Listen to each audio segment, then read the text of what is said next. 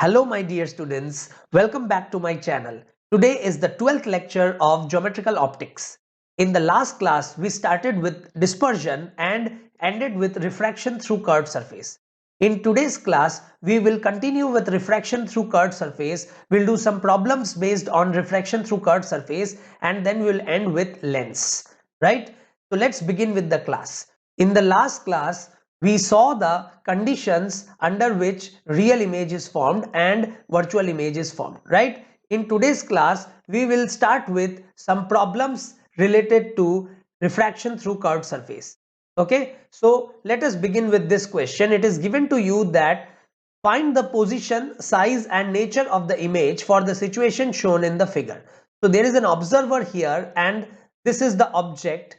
Okay, the radius of curvature of this sphere is given as 20 centimeter and the object is at a distance of 30 centimeter from this side. Okay, and the height of the object is also given to you, that is 1 millimeter. This side refractive index is 2 and this is 1. Okay, so from here you can clearly see that mu1 is equal to 2 because light will move from this side to this side. So this is the incident side and this is the refracted side. The incident side refractive index is mu1 and the refractive side refractive index is mu2. So mu2 is 1. Radius is, because the center is in front, that means the radius is negative, so the radius is minus 20. U is real, so it is minus 30. So from this, when you apply mu2 by v minus mu1 by u is equal to mu2 minus mu1 by r, you will get the value of v as minus 60 centimeter, right? So the value of v will come out to be minus 60 centimeter. That means the image is virtual. That means the image is virtual. Okay, and now we need to find the magnification. Now you know that the magnification formula is mu1 by mu2 into v by u, right? So mu1 by mu2, that is 2 by 1 into v by u. V is minus 60 and u is minus 30. So from this we will get the magnification is equal to 4, right? So if height of object was 1 millimeter, height of image will be 4 millimeter and erect. Why? Because it is positive. Okay. So they have asked you the size, that we have calculated 4 millimeter because the size of object is 1 millimeter and the magnification is 4. So the size of object, size of image will be 4 millimeter. The nature of the image is virtual, magnified and erect. Okay. Now in this question it is given to you the situation shown in the figure. Find the position of image as seen by observer A and observer B. So object is this and observer A is watching through this spherical surface and observer B is watching through this plane surface. Okay. Now the radius is equal to 10 centimeter. The radius is equal to 10 centimeter. Why? Because this distance is 20 centimeter. So the radius is 10 centimeter. So for observer A, this is object, so that means this is mu1, this is mu2. So I will write mu1 is equal to 1.5, mu2 is equal to 1 and the radius is equal to, because this is means the center is on the front side, so the radius will be negative and that will be minus 10, right? And the object distance is given as the radius, that is minus 10, because the object is in front. You know the formula, mu2 by v minus mu1 by u is equal to mu2 minus mu1 by r. So from this we will write mu2 is 1. So I will write 1 by v minus mu1. Mu1 is 1.5 divided by u is minus 10 is equal to mu2 minus mu1, that is minus 0.5. Why? Because 1 minus 1.5 is minus 0.5 divided by r is minus 10. Okay. So from this when you solve it, you will get 1 by v plus 15 by 100 is equal to 5 by 100, right?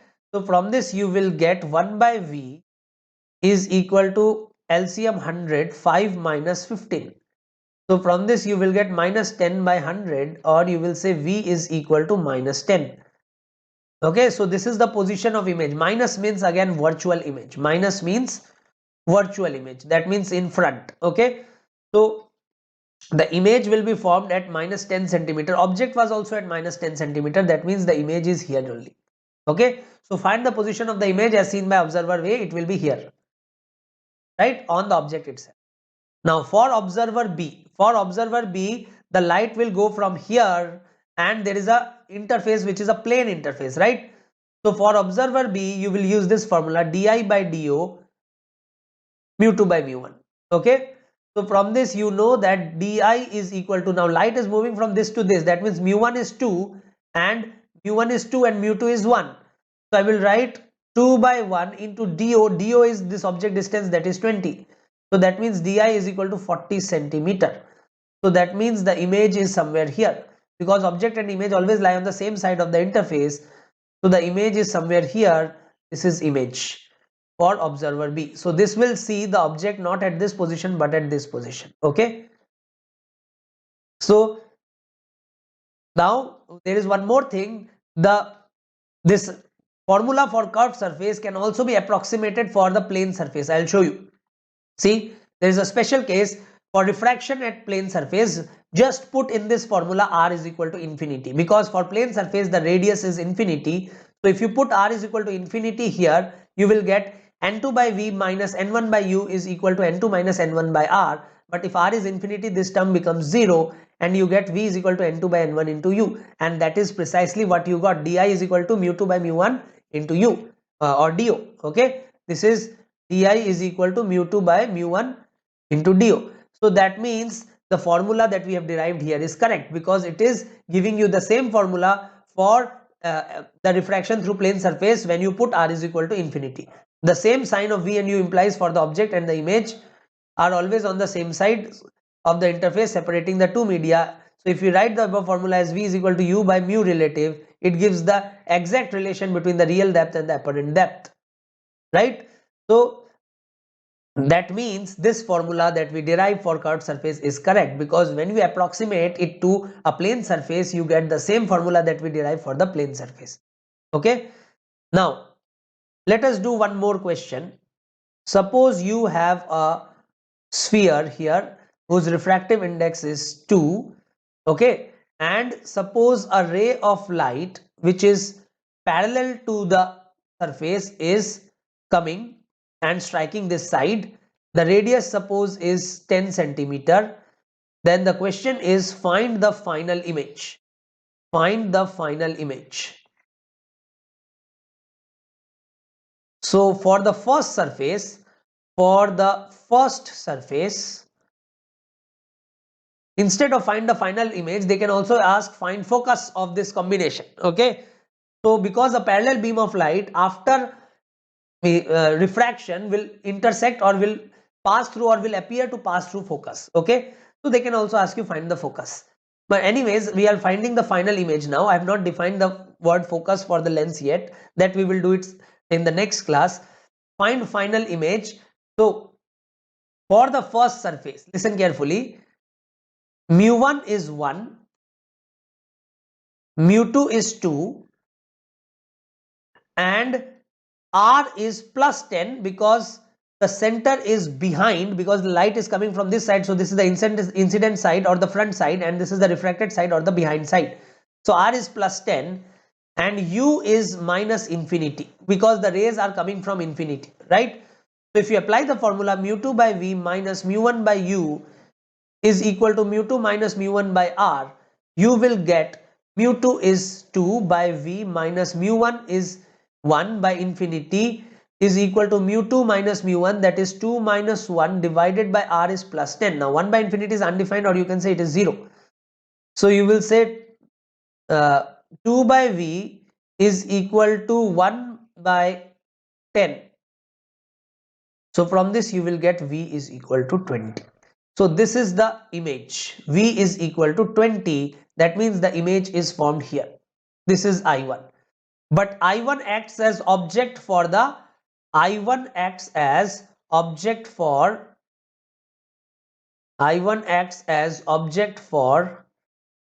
second surface, right? But for second surface,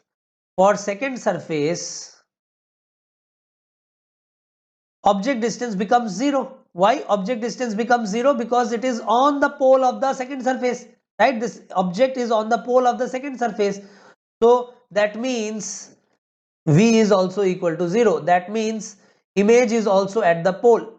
Image is also at the pole. Okay, so here you will say that this image I1 and I2 are at the same point, that is at the pole of the second surface. You can also write this as, see, note, if image, or you can say if object is at the pole, if object is at the pole, image from that surface is not considered. Image from that surface is not considered. Image from that surface is not considered, because you know that when object is at the pole, image will be at the pole only, so that image is not considered. So this image, the I1 is only the final image. You don't have to go for the further images. Okay, so when object is at the pole, image is at the pole only. So that is why, in other words, you can say that when object is at the pole, don't draw its image, because that is its image only. Okay, so when object is at the pole, image is also at the pole, or in other words, when object is at the pole, we don't draw the image, or we will not consider the image, right? So that means the second surface here is of no use. Now in the same question, mu is equal to 1.5. If mu is equal to 1.5, in that case, mu2 by v minus mu1 by u is equal to mu2 minus mu1 by r. You will write mu2 this time is 1.5 by v minus mu1 is 1 divided by u is infinity is equal to mu2 minus mu1, that is 1.5 minus 1 divided by r. Now r is minus 10, right? So from this we will get 1.5 by v is equal to 0.5 divided by minus 10. Okay, so no, sorry, r was plus 10 here. So r was plus 10. So from this you will get v is equal to 15 by 0.5, and that is equal to 30. So we have got the value of v as 30 centimeter. So this time,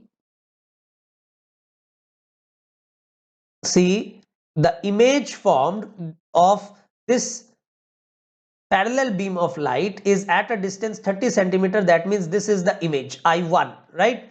Now this image acts as object for the second surface. Acts as, because this image is behind, this image is behind this, that means it acts as virtual object. It acts as virtual object for second surface.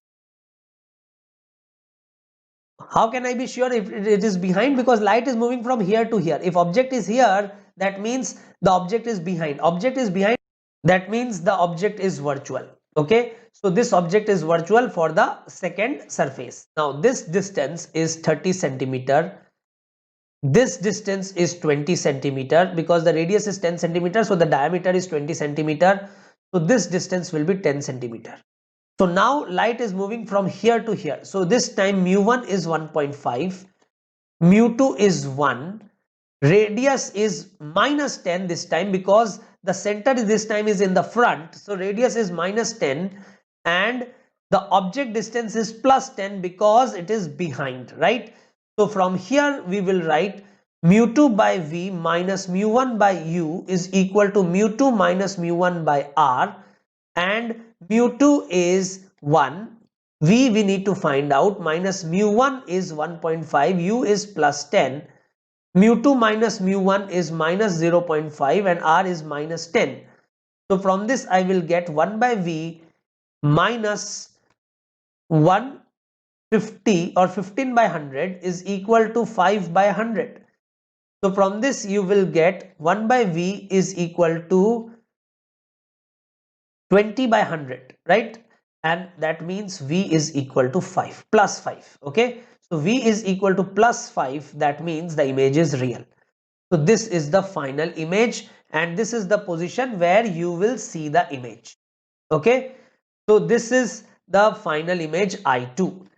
Let us do one more problem like this. Suppose you have again a sphere, a transparent sphere, whose refractive index, suppose we take as 4 by 3. Okay, and there is an object here, and this object is at a distance of 3r.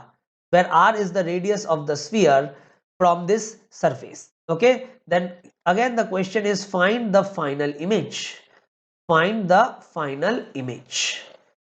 Okay, so first thing that we will do is we will write mu1, that is 1, because light is moving from here to here, and mu2 is 4 by 3 this time, and the radius is plus r. Why plus r? Because see, the center is behind, right?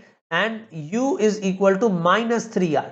So when you use mu2 by v minus mu1 by u is equal to mu2 minus mu1 by r, you will get 4 by 3v minus 1 by u is minus 3r, is equal to mu2 minus mu1, that is 1 by 3 divided by r is plus r. So from this we will get 4 by 3v plus 1 by 3r is equal to 1 by 3r, right? But from here, if this 2 gets cancelled, you get v is equal to infinity, right? Now if v is equal to infinity, that means light ray will travel parallel to the axis after refraction. Okay, but then this image acts as object for the second surface. So for the second surface, u becomes equal to minus infinity. Why? Because the image is formed at infinity. So u is equal to minus infinity, and mu1 this time is 4 by 3 and mu2 is 1. Why? Because this time the light is traveling from rarer medium, this time the light is traveling from this medium to this medium. So if light is traveling from this medium to this medium, then this will be mu1 and this will be mu2, right? So mu1 is 4 by 3 and mu2 is 1, and u is minus infinity, and this time the radius is negative. So I'll write r is equal to minus r. Why the radius is negative? Because this time the center is in the front. So this time you will write radius as negative. So again you will use the same formula, mu2 by v minus mu1 by u is equal to mu2 minus mu1 by r, and you will get mu2 is 1 divided by v, we need to find out, minus mu1 is 4 by 3 and u is minus infinity is equal to mu2 minus mu1, that is minus 1 by 3 divided by minus r. So from this you will get 1 by v is equal to 1 by 3r, that means v is equal to 3r. So the image will be formed at a distance 3r from the second surface. So this is the final image. Okay, at a distance 3r, positive means behind, right? And behind also means real. Okay, so the image will be real and behind and at a distance 3r from the pole of the second surface. Okay, so let us take one more problem here. Suppose you have a transparent glass and there is an air bubble inside this glass. So this is an air bubble inside this glass, and this is the center of the sphere and the radius is r. Suppose the distance from this is r by 3. Okay, and this is observer 1 who is looking at this glass and he is seeing this bubble. Okay, similarly there is one more observer which is looking at this bubble from the other side, right? Then find the position of the bubble with respect to observer 1 and 2. Find the position of the bubble with respect to observer 1 and observer 2. So for observer 1, you can see here, suppose this refractive index is 3 by 2 and this is 1 and this is 1. So for observer 1, you will say that mu1 is 1, mu2 is 3 by 2, right? Because light is, mu1 is 3 by 2 and mu2 is 1. Why? Because light is moving from here to here. This air bubble here is the object. Light is moving from the air bubble to the observer. Okay, so mu1 is 3 by 2, mu2 is 1, right? R is equal to, see this time this center is in front, this is the front, because light is moving from here to here, so this is the front, so the radius is negative. So I'll write r is equal to minus r and u is equal to minus r by 3. So when you apply this formula, mu2 by v minus mu1 by u is equal to mu2 minus mu1 by r, you will get mu2 is 1, v is what we need to find out, minus mu1 is 3 by 2 and u is minus r by 3. So I'll write minus r by 3, and this is equal to mu2 minus mu1. Now 3 by 2 minus 1 minus 3 by 2, sorry, is equal to minus 0.5 divided by minus r. Okay, so from this what we will get, 1 by v plus 9 by 2r is equal to 1 by 2r. So from this we will get 1 by v is equal to 1 by 2r minus 9 by 2r, that is equal to minus 8 by 2r. So that means v is equal to minus r by 4. V is equal to minus r by 4. Negative means virtual image here because it is in front. Virtual image is formed at the front in case of curved surface refraction. Okay, so the image formed here is at a distance minus r by 4. That means this is the image. So this observer will see this air bubble not at this position but at this position. Okay, similarly for observer 2 only I will write the details, but I will not solve it. So for observer 2 again you will see that light will travel from here to here, sorry, here to here. So this time mu1 is still 3 by 2 and mu2 is 1, right? So for observer 2, mu1 is 3 by 2 and mu2 is 1, and the radius is minus r. Why? Because the center is still in the front. The center is in the front. This is the front, this is the behind. So center is in the front, that means radius is negative, and the object distance will be how much? If this is r by 3, this is r, and this is 2r by 3, right? So that means this becomes 5r by 3. So the object distance is minus 5r by 3. So the object distance we will write minus 5r by 3. So again use the same relation, mu2 by v minus mu1 by u is equal to mu2 minus mu1 by r. Put all the values and you solve for v. Once you solve for v, you will get the position where the observer 2 sees the object, or you can say sees the air bubble. Okay, observer 2 will not see the air bubble at this position, it will see the air bubble at the position of the image.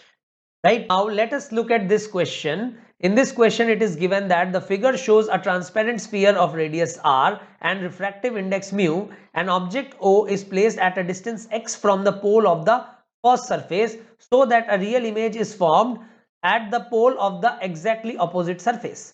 Right, then if x is equal to 2r, then find the value of mu. Right, so for the first surface, mu1 is 1, mu2 is mu, u is minus x, where x is 2r. So you will write, for the first question you will write x is equal to minus 2r. Okay, and then you have the radius as plus r. Why plus r? Because the center is behind, right? So from this you will get mu2 by v minus mu1 by u is equal to mu2 minus mu1 by r. Mu2 is mu, v is, it is given to you that the v value is 2r. Real image is formed at this point, right? So v value is 2r. So v by 2r is equal to, sorry, v by 2, mu by 2r minus mu1 is 1 divided by u. U is how much? U is minus 2r is equal to mu2 is mu1 is 1 divided by r is plus r, right? So from this you will get mu by 2r plus 1 by 2r is equal to mu minus 1 by r, right? So from this when you solve this you will get r cancelled. Mu by 2 is equal to mu minus 1 minus half, right? So from this you will get mu by 2 minus mu, that is mu by 2 is equal to 3 by 2. From this you will get mu is equal to 3. Okay, so the value of mu will come out to be 3. The value of mu will come out to be 3. Okay, then if x is infinity, then what is the value of mu? So in the second question they are saying that x is infinity, so I will write mu by 2r, because the image formed is at 2r only, right? So mu by 2r plus 1 by, instead of 2r I will write this time infinity, right? So this is mu by 2r minus 1 by minus infinity is equal to mu minus 1 by r. So from this what we will get, you will get mu by 2 is equal to mu minus 1. So from this you will get mu by 2 is equal to 1 or mu is equal to 2. So when mu is equal to 2, the image formed is at this point. Okay. Then the third question is, if the object is placed at a distance r from the pole of the first surface. This time the object is placed at a distance r from the pole of the first surface and a real image is formed at a distance r from the pole of the second surface. Then the refractive index of the sphere is given by. So in the third question, what they have given is image is now not formed at this point, but image is formed here. Okay, so this is the image I1 and this is the object O, and this distance is given as r. This distance is also given as r is the radius. We need to find the value of mu. This side is 1 1. So for first surface you will say that mu2 is mu1 is 1, r is plus r, right? So you will get mu2 by v minus mu1 by u is equal to mu2 minus mu1 by r. From this you will write mu by v. We don't know v yet because this image is the image from the final interface, right? So mu2 by v minus mu1 by u. U is minus r, right? Because the object is here, is equal to mu2 minus mu1, that is mu minus 1 by plus r. So when you solve this, you will get mu by v is equal to mu minus 1 by r minus 1 by r. So that will come out to be mu minus 2 by r, or you will say v is equal to mu r by mu minus 2. Okay. Now this image acts as object for the second surface. This acts as object for second surface. This acts as object for second surface. In the first two questions, we did not consider the second surface because I have already told you when image is at the pole of the second surface, do not consider refraction from the second surface. Then this image is only the final image. But here the image is formed not at the pole but at this point. So this is the final image from refraction from the second surface. So from this surface, the first image that we have got will act as object for the second surface, right? So suppose it is formed here. Suppose this image is formed here. This is I1, okay? And this is the final image I2. So this distance is mu r by mu minus 2, right? Then this distance will be how much? This distance will be, see, this total distance is 2r. So you will write 2r minus mu r by mu minus 2. So for the second surface, you will write, for the second surface, you will write mu2 is 1, mu1 is mu, because this time light is moving from here to here. So this is mu1, this is mu2, and this time the radius is negative, right? So the radius is negative, okay, and the value of u is minus of, because u is in front, okay. If you would have taken this image to be behind, you could have taken that, you will get the same answer finally, but you could have taken it behind also, but in that case you would have written the object as virtual and the distance as positive. But here I have taken the image from here and this is in front of this surface, so the object distance for me is negative, okay, and it will be minus of this distance. So that will be minus of 2r minus mu r by mu minus 2. 2r minus mu r by mu minus 2, and this will come out to be minus of 2 mu r minus 4r, right, minus mu r divided by mu minus 2, and that will be minus of mu r minus 4r divided by mu minus 2. This is the object distance, right? Now for the second surface, you will write mu2 by v minus mu1 by u is equal to mu2 minus mu1 by r, right? And mu2 this time is 1, v is plus 3r because the real image is formed and it is formed at a distance of, not 3r, sorry, formed at a distance of r. So this will be r. The image is formed at a distance of r. See, from the second surface, the image is formed at a distance of r. It is given in the question, okay? Minus mu1 is mu divided by this is how much? So this is mu r minus of mu r minus 4r divided by mu minus 2 is equal to mu2 minus mu1. Mu2 is how much? See, mu2 is 1. So I will write 1 minus mu divided by minus r, because r is negative, right? So when you solve this, you will get 1 by r plus mu into mu minus 2 divided by mu r, or you can say mu minus 4 into r, because you can take r as common. Mu minus 4 into r is equal to, I can write mu minus 1 by r. R cancelled. You will get mu minus 2 common, because here if you take 1 here, you will get mu minus 1 minus 1, that is mu minus 2. So I'll take mu minus 2 common, and you will get mu divided by mu minus 4 minus 1 is equal to 0, right? So either mu is equal to 2, or mu is equal to mu minus 4. This is not possible, because if mu cannot be equal to mu minus 4, so the answer is mu is equal to 2.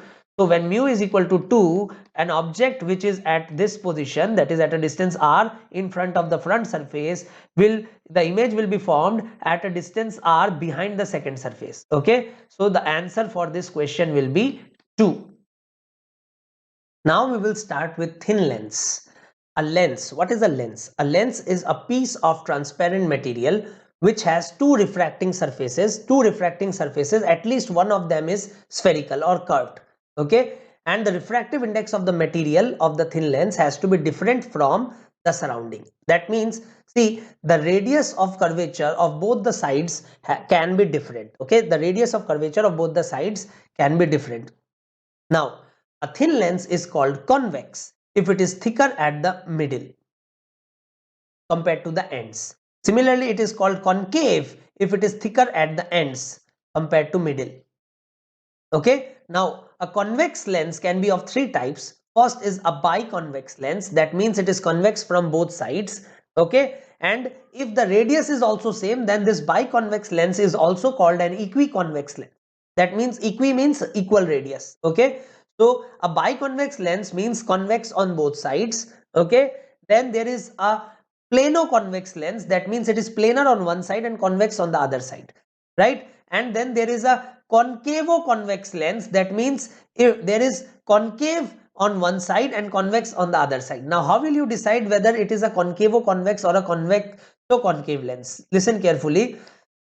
The naming is decided on the basis of the curve which has less radius. See here, this is larger radius and this is smaller radius. The smaller radius means the convex side has smaller radius, that means it will be named as convex lens. So it will be called a concavo convex lens, because here convex side has smaller radius, so it will be called a convex lens. Convex side has smaller radius. Convex side has smaller radius, so it will be called a concavo convex lens. It is a convex lens. Similarly, there can be a biconcave lens, there can be a plano-concave lens, and there can be a convexo-concave lens. In this case, you will see that this is the concave side and this is the convex side, but this time the concave side has smaller radius compared to the convex side. So this time what you will write? This time you will write the concave side has smaller radius. So the naming is done on the basis of the side which has smaller radius. Concave side has smaller radius. Okay. Then in a lens, you will have to remember this. It is very, very important. Listen carefully. 1 by R1 minus 1 by R2. Now, what is this R1? R1 is radius of the first side, that means the side where light is incident. Okay, radius of the first side. And R2 is the radius of the second side. R2 is the radius of the second side. Okay, so 1 by R1 minus 1 by R2, when put with proper sign, when put with proper sign, is always positive for a convex lens and negative for a concave lens, and negative for a concave lens. I will show you with examples how 1 by R1 minus 1 by R2 is always positive for a convex lens and negative for a concave lens. Okay, and this relation 1 by R1 minus 1 by R2 will come in Lensmaker's formula. Before that, I am already telling you 1 by R1 minus 1 by R2 will always be positive for a convex lens and negative for a concave lens. That you have to put in your mind so that you do not do mistakes while calculation. Again, I will repeat, 1 by R1 minus 1 by R2 is positive for a convex lens and negative for a concave lens. All types of convex. This is positive for all types of convex and negative for all types of concave lens. Okay. Now, 1 by R1 minus 1 by R2 is same. The value of 1 by R1 minus 1 by R2 is same whether light is incident from any side, from one side or other side, from one side or other side. Now, what does this mean? See, suppose you have a lens, radius is R1, R2. When you are incidenting the light from this side, okay, then this will be R1, this will be R2, and suppose 1 by R1 minus 1 by R2 is suppose X. Then when the light is incidenting from the other side, then this side will become R1 and this side will become R2, but still 1 by R1 minus 1 by R2 will remain same. Okay, this 1 by R1 minus 1 by R2 is same whether light is incident from this side or the other side. Okay, but yes, the naming will change, because if it is incidenting on this side, then this will be R1, this will be R2, and if it is incidenting from this side, then this will be R1 and this will be R2. Okay, now I will show you some examples for suppose convex lens.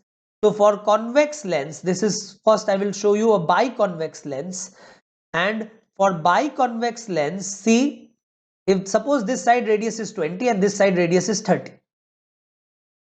Okay, then you will write 1 by R1 minus 1 by R2. Let us say this is the incident side. So this will be R1, this will be R2, right? So 1 by R1 minus 1 by R2 will be equal to 1 by, see, because the center for this is behind, you will write 1 by R1 is 1 by 20 plus 20. Why? Because the center is behind. When the center is behind, the radius is behind. Behind distances are positive. Minus 1 by, for this you can see that the center is in front because light is moving from here to here. So the center now is in the front. So that means you will write negative. So I will write minus 30. So you will get 1 by 20 plus 1 by 30. You can clearly see that it is always positive, right? So from now on, we will not look at the sign. We will directly write. See, I will give you examples. So if it is given as suppose 15 and 20, then 1 by R1 minus 1 by R2 is equal to 1 by 15 plus 1 by 20. Whether light is incident from here or here, I will not think which is R1, which is R2. Always I will write 1 by R1 minus 1 by R2 as 1 by this plus 1 by this. That's it. Okay. Whether light is incidenting from here or here, I will not care, because we know that it will come out to be positive. You have to remember it so that you save your time. Okay. Similarly, if you write this is a plano convex lens, and suppose this is 20, for this you will write 1 by R1 minus 1 by R2, because this side radius is infinity, 1 by infinity is 0, so you will write 1 by 20. Positive. You have to remember it is positive, right? Whether light is incidenting from here or here, immaterial. It is always 1 by R1 minus 1 by R2 is always 1 by 20. Okay. Then you have a concavo-convex lens, because we are now discussing convex lens. So you have a concavo-convex lens. So suppose this radius is 10 and this radius is 5. Okay. Then 1 by R1 minus 1 by R2. Now you have to listen carefully. Concave side radius write as negative and convex side radius write as positive. So you will write 1 by 5 minus 1 by 10. That's it. Because this is the concave side, write the concave side radius as negative, and this is the convex side, write the convex side radius as positive. Okay. So whether light is incident from here or here, immaterial. Every time you will get the same answer. Okay. So whenever you write 1 by R1 minus 1 by R2, you have to write it with sign only, but you will not think about the sign, because I have told you a shortcut here. You have to know that this is positive for convex lens. right? For a concave side it will be negative, for a convex side it will be positive. That's it. When you add this 2, you will see this LCM as 10 and you will get 2 minus 1. So you will get, see, 2 minus 1 is 1 by 10. You can see that this comes out to be positive. For a convex lens, whether it is biconvex, whether it is plano-convex, whether it is concavo-convex, for all types of lens, 1 by R1 minus 1 by R2 will always be positive, right? Now let us look at a biconcave lens. This is 20, this is 30. I'm telling you, every time whenever this type of thing means you have to write 1 by R1 minus 1 by R2, what you will do for a concave lens, you will say minus 1 by 20 minus 1 by 30. That's it. Whether light is incident from here or here, every time you will get the same answer. Okay. Similarly, if you have a plano concave lens, suppose 20, then you will write 1 by R1 minus 1 by R2 is equal to minus 1 by 20. Whether light is incident from this side or this side, you will get the same result. Okay. Then you have a convexo-concave lens. You have a convexo-concave lens. So if in a convexo-concave lens, you know that the convex side is of larger radius and concave side is of smaller radius. So suppose this is 5, this is 10. Then 1 by R1 minus 1 by R2 will be equal to convex side write as positive, concave side write as negative. So you will get minus 1 by 5 plus 1 by 10 because this is the convex side and this is the concave side. Okay, so from this again you will see this will come out to be negative, minus 1 by 10. Okay, so for concave lens, whether it is a biconcave or a plano concave or a convexo concave, the 1 by R1 minus 1 by R2 value will be negative. That's it. Okay, so this is very important. Why? We will discuss now why 1 by R1 minus 1 by R2 term is very important in a lens. See, now I will write lens formula and lens maker's formula. So there are two formulas in a lens. The first formula is called lens maker's formula, and this is a formula for finding the focus of a lens. Okay, I will derive it in the next class, but I will write the formula in today's class and we will write the important points about this formula.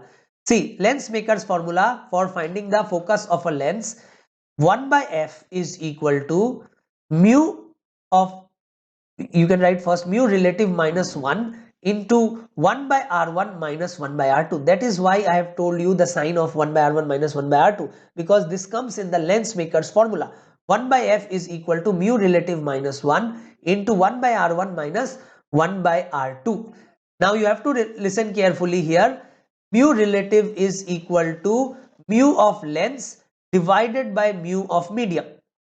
Okay, but there is an assumption when you use this formula. This formula is valid only if first lens is thin. Lens has to be thin. Lens has to be thin means what? Lens has to be thin means this separation is negligible. So the the image from the first surface, will act as object for the second surface. So suppose this is the image from the first surface and this is the image distance, but this will be the object distance from the second surface, right? But we will assume that this distance is equal to this distance, but this can be assumed only if the lens is thin. So that is why the lens has to be thin. When you use this formula, you assume that the lens is thin. And the second is medium on both sides of the lens has to be same. This is very important. These two points, if these 2 points hold, only then you can use this formula. Medium on both sides of the lens,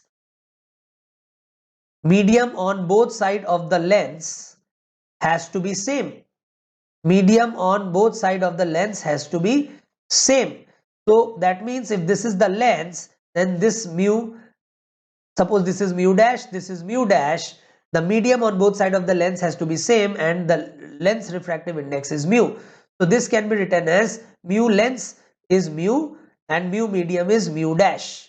Okay, normally mu dash is equal to 1 because lens is kept in air, right? but if it is kept in suppose water, then you will write instead of mu medium you will write mu dash. Okay, so mu relative is equal to mu lens by mu medium. Okay, now see, if these two conditions does not hold, that does not mean that you cannot find the image. You can find the image. Why? Because what you will do in this two case, first you will find the image from the first surface, and that image will act as object for the second surface, and you know for the formula for the curved surface, right? So you will first find the image from the first surface, that image will act as object for the second surface, you will find the object distance accordingly, right? Like we have done in this sphere, the sphere was not treated as a lens. First we found out the image from this surface, then the image of this acted as the object for this, and we varied the object distance according to, because the distance has to be measured from the pole, right? So it's not like we cannot find the image if the lens is not thin. If it is thick, we can find the image, but we cannot use the lens formula or the lens maker's formula, right? Okay, with this we have come to the end of today's class. In the next class we will be continuing with lens, and we will be discussing about lens maker's formula in details and also lens formula. We will also derive lens formula and lens maker's formula, and we will also solve some problems of lens. Till then, stay tuned. Bye bye.